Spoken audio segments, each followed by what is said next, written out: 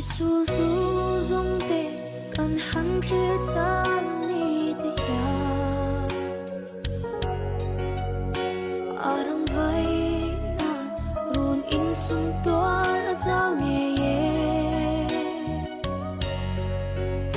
kan lo zo lo imun ruwa ka zao lo e mai